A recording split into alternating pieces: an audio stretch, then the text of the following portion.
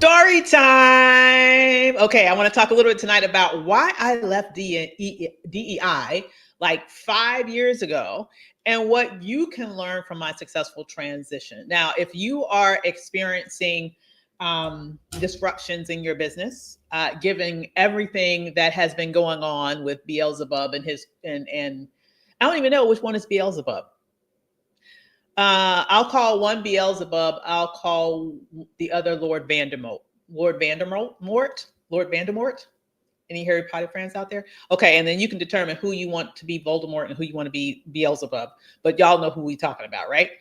If your business has been impacted by all the shenanigans that has been going on with Elon and Trump's nefarious activities, okay, then you need to lean in. And if you are a DEI professional, if you work in the DEI space right now, you especially need to lean in because, far be it from me to hold the information from you that, in fact, I probably talked about this in the past, but I just want to remind you all, for those of you who don't know about me, about my past, is I actually in a very much earlier form of my business, I did focus on DEI. I was a DEI professional in an earlier version of my business. This was well before the George Floyd shift that happened that led to a lot more people actually coming into that space. I really started in that space, honestly. It was over 5 years. I would say it's probably maybe about 10 years ago.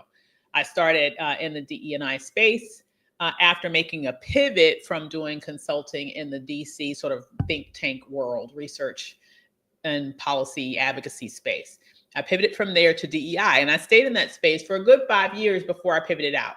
I want to talk with you tonight about that experience, why I pivoted out, how I pivoted out successfully, and what you can learn from that right now if you are in a moment where you are finding that you need to pivot out of DEI, or at least maybe expand what you're doing so that's not all that you're doing given the attacks that it's being faced with right now.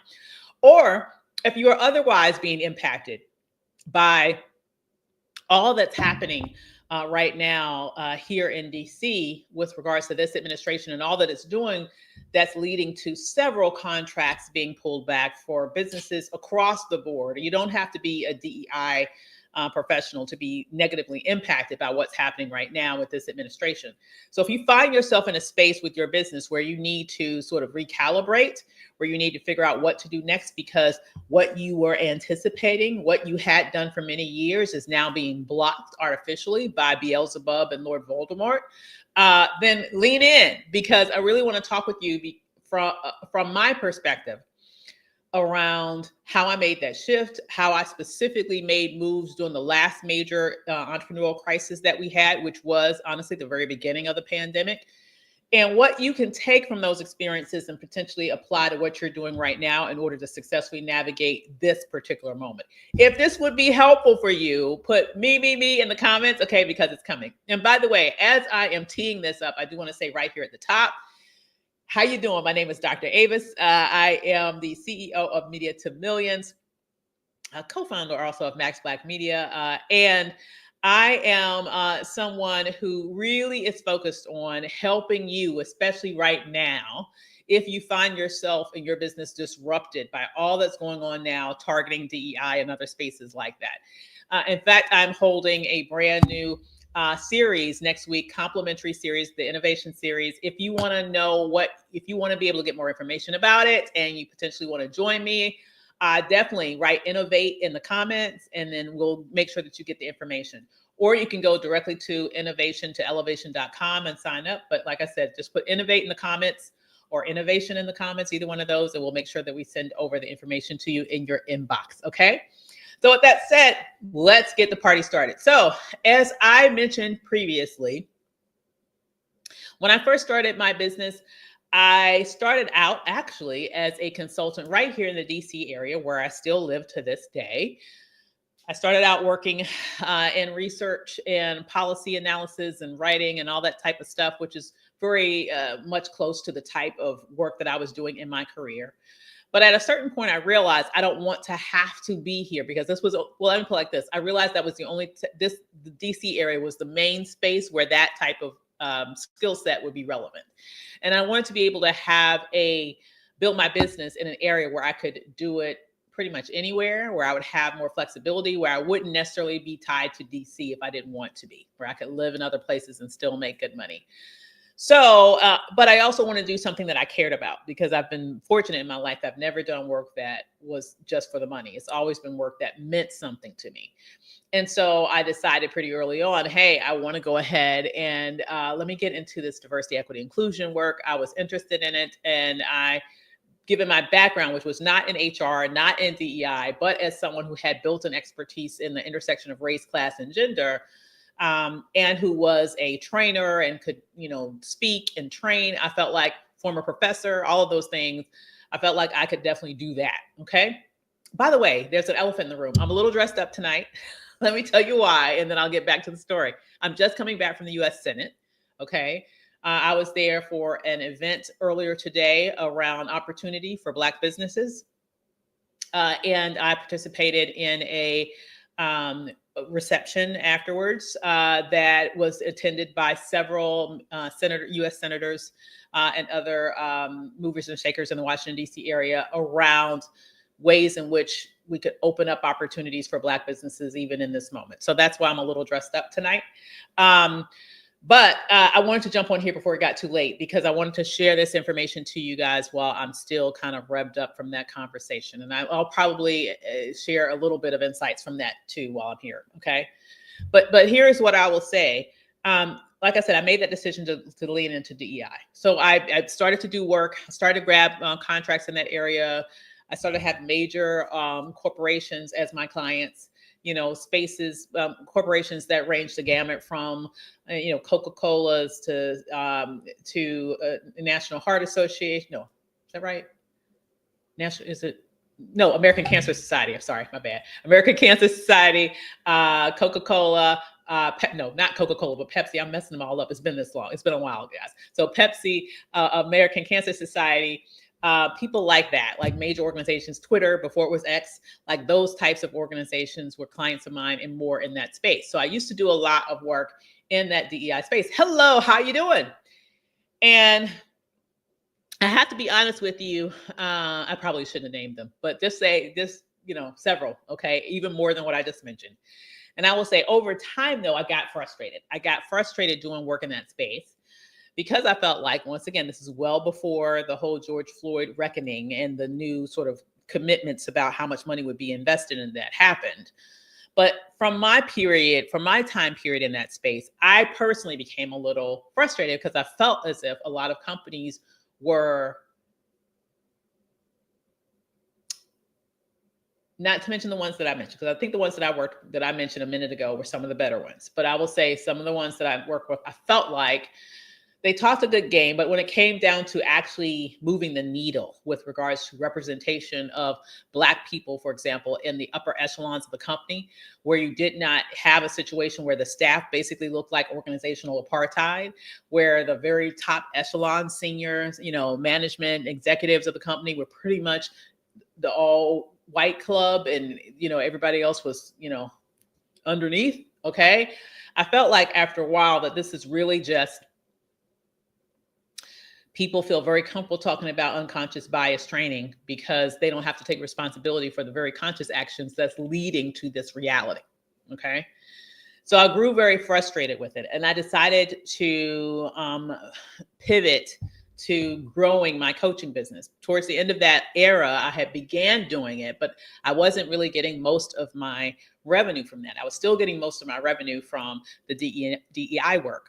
But around 2000, I decided that I would go all in the coaching and I would let go of that DEI work. This was prior to George Floyd, once again, and go specifically all in this other area, which I was able to do successfully.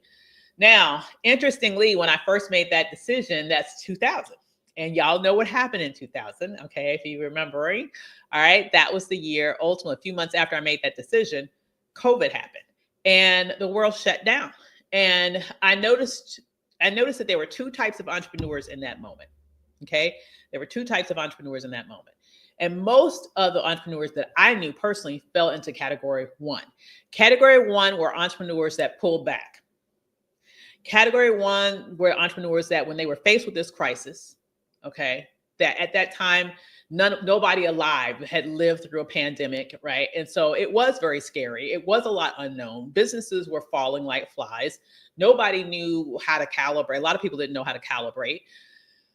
In fact, I think a lot of people just didn't know what to do. So what happened was in category one entrepreneurs pulled back. Category one entrepreneurs decided, hey, let's just wait this out. Maybe in a couple of months, things will get better. And then I'll go back and start working. That category of entrepreneur also just felt scared about the moment. I felt like it almost was as if they were scared into paralysis. So they just didn't do anything. That's one category of entrepreneurs. Then there's the second category of entrepreneurs in terms of how they met that crisis moment. And I will say that luckily for me, I fell in that second category of entrepreneurs. Okay. In that crisis moment, I didn't lean out. I didn't wait for things to stabilize. I didn't wait for a better and more, a less sensitive time to get back in the market. When they were leaning out, I was leaning in, okay? When they were putting things on pause, I was designing new offers. When they were sitting back and waiting to jump back into the fray, I was already out and running. And this is what I want you to get. That's the key thing I wanted to come on here to tell you about tonight. It may look bleak right now. It may look disturbing right now. It may look like, my goodness, I've got a gut punch. How is my business going to recover right now? The key is not to allow that ish to daze you, not to allow that ish to overly phase you. What the key here is to understand that a lot of people are dazed and confused right now. And you need to use that to your advantage. Does this make sense? When you're in a situation of mass confusion, a crisis that has you and a lot of your competitors reeling, okay, unsure of what direction to take, you have a choice in that moment. Hear me when I say you have a choice in that moment, and your choice is to do one of two things. You can be over there reeling on your heels, unsure of what to do, and therefore stuck in analysis paralysis like the vast majority of people who've also been knocked off kilter by the crisis. Or you can make the decision that while they're sitting over there knocked off kilter, where they're sitting over there dazed and confused, while they're sitting over there not moving forward, in fact, leaning backwards, I'm going to get real fucking focused and go all in. I'm going to go hard. I'm going to go fast. I'm going to run. Now, it does not mean that you go fast, you go hard, you go run about anything. You have to go running in the right direction. You have to sort of calibrate your environment or take into consideration what is your environment like now. You have to get a better sense of the current lay of the land. And given the current lay of the land, where does it make sense for me to focus in terms of meeting the current needs that's exacerbated by the current situation? You have to think about, how does what I do and how can I sort of lean into skill sets that I have? Maybe these are skill sets that I haven't used in years because my business was using skill set A, B, and this is skill set C that I didn't need, but I still have that skill set. Maybe I need to, dust that ish off, okay, build that muscle up and lean in that direction to at least be able to recoup some of the revenue that I'm losing now that opportunity has been cut off, or at least significantly shrunken over here where I have been feasting over the past several years. Does this make sense, guys? So in moments of great crisis, I'm telling you, in moments like this, it is very easy to get down, depressed, panicked, reeling on your heels, not sure what to do next. I want I want you to understand that you can use that to your advantage, because I guarantee you most of your competitors are going through that. Imagine what an advantage you would have if, when they are doing that, you become very keen about understanding, what do I need to focus on now? And you go all in. And you move fast and you move hard and you take advantage of the opportunity that this crisis has revealed. I want you to understand the best thing I ever did in my business was to do that. When everybody else at the beginning of the pandemic, obviously not everybody, but I would say the majority, the overwhelming majority of my competitors at the beginning of the pandemic, they were reeling. They were on their heels. They were dazed, confused, not knowing what to do, so they weren't doing anything. They were trying to wait it out. They felt embarrassed to sell. Oh my God, how can I? While they were doing that, I ran. I assessed the market. I understood what was needed, especially in that moment. I crafted my offer around that big need that was now exacerbated by the specific situation, and I ran that thing hard. In 8 months, I eclipsed my first million. Do you hear me? If you are feeling right now, oh my God, this is going to take me out. I'm panicked. How will I overcome this? How can I recover?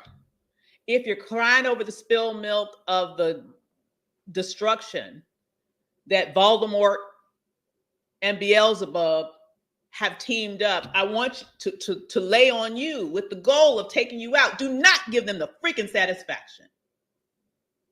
Make up your mind. I mean, if it makes you motivated to think that this is pettiness, think of it like that. Just be so petty as to say, I think the fuck not my business.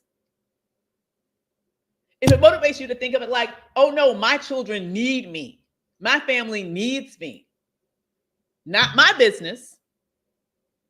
If it gives you motivation just to say, well, damn it, I worked too damn hard, too damn long to build this to let you take it out. Not my business. Then I have to say, you don't have time for pity parties. Let me say that again, because my pronunciation was not the best. You don't have time for pity parties. Run. Now's the time to get focused and run while the rest of your competition is sitting there trying to figure out what the fuck to do.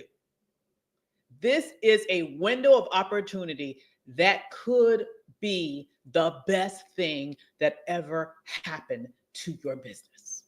I know it's hard to see it now. I know you probably think I'm crazy to even say this. I didn't even think, honestly, y'all, when I saw the last, like I said, the only thing that I've lived through that is similar to what's happened right now is the beginning of the pandemic. And I can just tell you, taking lessons from that experience and how that catapulted me to millions. I want you to know that you have two choices in this moment. You can be roadkill, or you can be a big dog in this moment. And I want you to know we need big dogs right now. Your family needs big dogs right now. Black people need big dogs right now. This is a moment where we have got to rise in spite of what they are trying to do. Do not freaking give them the satisfaction. Do not. So listen, there are a couple, there's one key component in that whole story that I want you to really get. And that is, you have to be able to assess the current situation and figure out, given where we are and what's happening and how individuals and organizations are being impacted, how does that intersect with my skill set such that I can figure out what do those organizations and or individuals especially need right now in this moment that I can provide? And then you need to be creative in terms of being innovative with regards to how you're going to fill that need. If ever there was a time for you to lean into the skill set of innovation, that time is now. All right.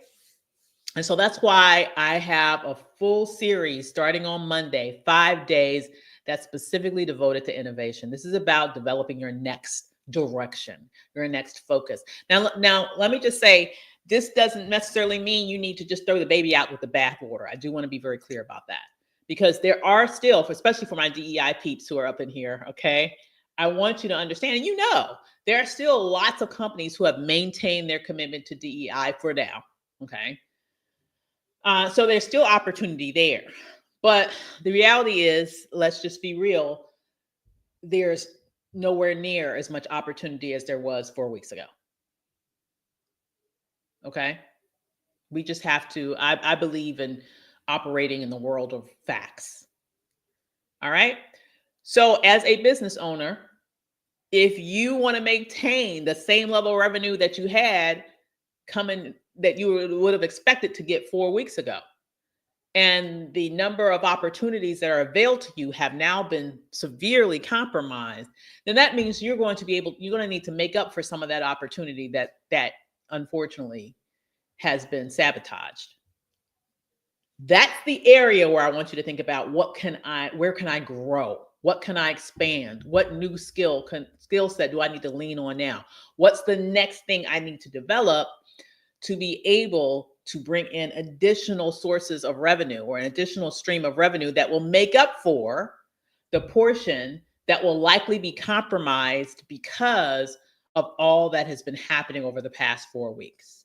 If that is you, I want to invite you to join me with the Innovation Summit that I'm having, okay, Innovation Series. If you are watching me on Instagram, just put Innovate in the comments. I'll send you a DM, okay? Innovate, I'll send it to you. But everywhere else, go to innovation2elevation.com, and you should be able to grab your spot. I have it right here, right above, where I'm saying what the title is, but I'll also put it here, and I don't have this. Innovation to Elevation. I hope I'm not. Let me put on my glasses just in case I have a typo. Good thing I did. Okay. So it starts on Monday, Kathleen, but it goes Monday through Friday of next week, roughly an hour a day. And if you can't make every day live, we will have replays. Okay. So replays will be up for a period of time, but do know this is so important. Now, with that said, let me give you some context about what I'm just coming back from. Okay. As I mentioned, I'm coming back from Capitol Hill. I spent some time in the U.S. Senate this afternoon with ironically attending something called the Opportunity Summit. It was hosted, ironically and interestingly, by Senator Tim Scott out of South Carolina. Some of y'all might be shocked to hear that, okay? But here's what I believe. At the end of the day, I want Black people to win. And it's totally free. Kathleen, it's totally complimentary. Just sign up. You'll get all the information, completely complimentary, 5 days, trainings. That's it. I want you to win. All right. So here's what I want you guys to hear. If y'all saw the thing that I did, the last video I did, I went completely off because I felt like the CBC was completely MIA right now, which I still feel like that for the most part. Jasmine Crockett's the only one out here providing any useful information right now. Don't even get me started. But anyway, this particular innovation opportunity summit was really about ways to help Black businesses in this moment. It was an interesting meeting. At the end of the day, I feel like we need to be politically savvy enough as a community to say, especially right now when all hell is breaking loose and the people that are supposedly our leaders are completely AWOL in this freaking moment. We need to be politically savvy enough to say, we need to go to where the help is. And if there is some place that I can get information that can help us, and it's from an unusual source, I'm going to fucking be there.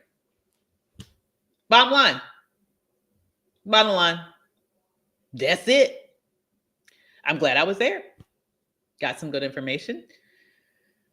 I'm hoping that they can follow through with it. My concern, and I did have this question to ask, but I knew my question wasn't going to get picked because it was a little bit too radical for them. But here's my situation. They had some good things to say. However, my concern is that honestly, right now, the Senate and the Congress, they're not what Beelzebub and Voldemort are doing. They're completely bypassing the powers of Congress. So you can tell us that this is going to be there for us. But if those people go and gut shit and y'all aren't stopping them. So anyway, that's my concern with that. But at least, I feel like at this moment, we can't afford to be in the wilderness for 4 years. I'm just going to be real. We cannot afford to do that. So where there is connections that I can use or information that I can get that can help us in this moment, I don't care who it comes from. We need to get it. Boom. That's it. But it was a very good function. Senator Scott made some really great remarks. I am hoping that he can do what he's looking to do. And I'm hoping that he can do something that can help us, because clearly, y'all saw what I said last night. I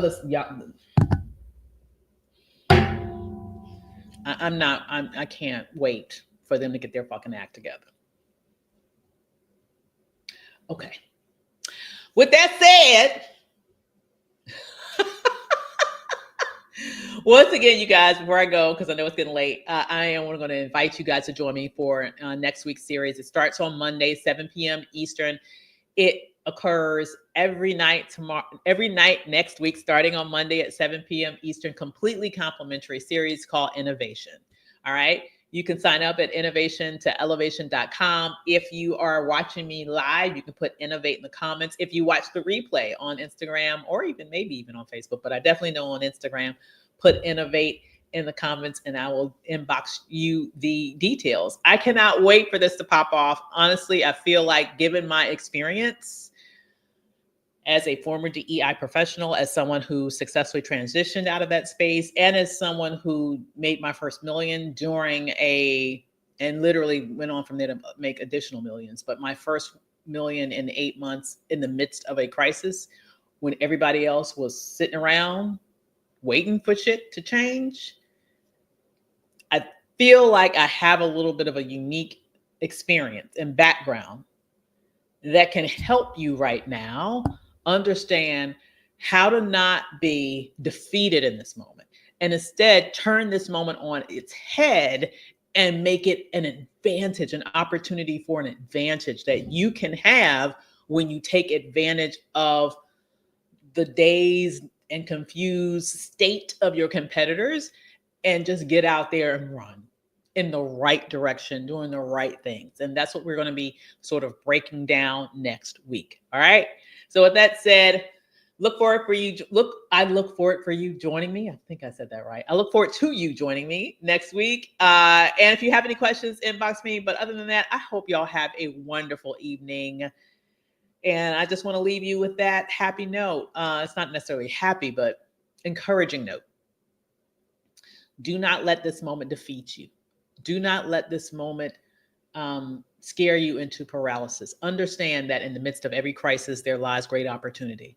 It's time for you to go out there and get yours. All right. With that said, I hope y'all have a wonderful evening, and I'll see you later. And I hope to see you next week for innovation. With that said, have a good evening, and I'll see you later. Bye, everybody. Bye.